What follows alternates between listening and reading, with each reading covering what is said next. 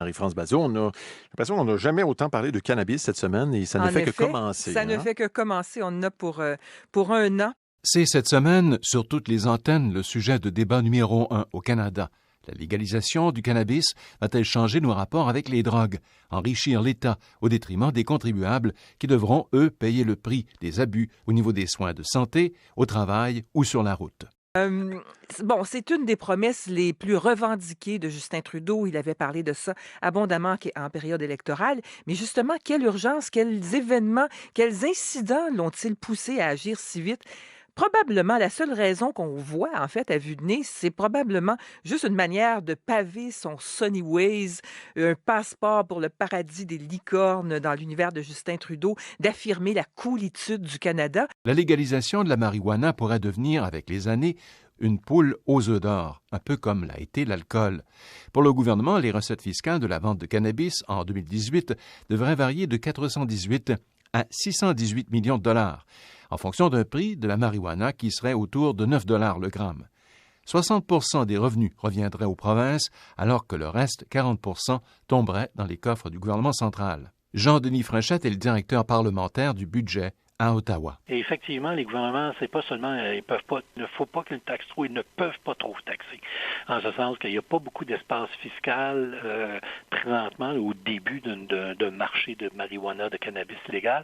Jean-Denis Frenchette estime que les gouvernements s'aventurent en terrain incertain et qu'ils auront peu de marge de manœuvre fiscale pour appliquer une taxe raisonnable sans pousser le prix de la drogue significativement au-dessus de celui du marché noir. La sensibilité là, du prix, les gens sont très, très sensibles à la variation du prix d'un produit comme la marijuana.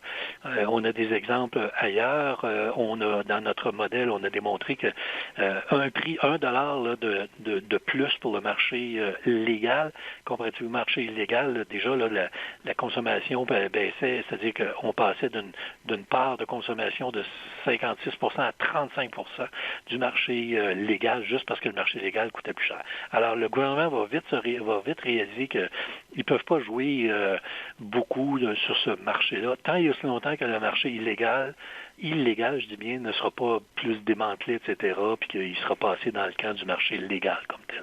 Alors, évidemment, c'est pas quelque chose qui va être facile pour le gouvernement de pénétrer ce marché-là de façon légale, parce que le marché illégal sera toujours, ou enfin pendant un certain temps, relativement puissant comme tel. Le rapport du directeur parlementaire du budget estime que le potentiel fiscal du marché de la marijuana légale devrait toutefois croître avec les années. Les coûts de la production de l'industrie illégale devraient diminuer, eux, au fil des années, afin de générer encore plus d'espace fiscal pour les gouvernements, sans augmenter le prix de vente, une combinaison gagnante. Mais le projet de loi prévoit que les provinces auront le droit de décider comment la marijuana sera distribuée et vendue, et aussi, surtout, à quel prix.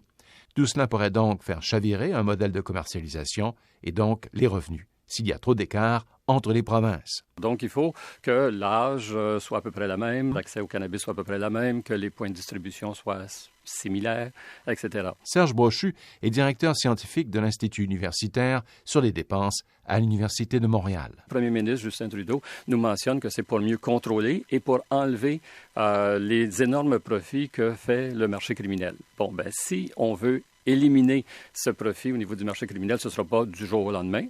Ils vont, premièrement, essayer de garder une partie du marché. Donc, si les taux de THC sont limités, disons, à 5 au niveau de la vente légale, eux vont essayer de se spécialiser dans un niveau de THC un peu plus élevé. Si les heures d'ouverture ne sont pas compatibles avec les heures de consommation, ils vont se spécialiser dans ce créneau. Mais si on ne leur laisse pas suffisamment d'espace au niveau du marché illégal, et c'est souhaitable, ils vont essayer de rester sur le marché, donc de façon légale, parce qu'ils connaissent très bien l'énorme profit qu'ils peuvent faire en restant sur ce marché. La légalisation du cannabis à des fins récréatives entraînera d'abord des dépenses pour les gouvernements.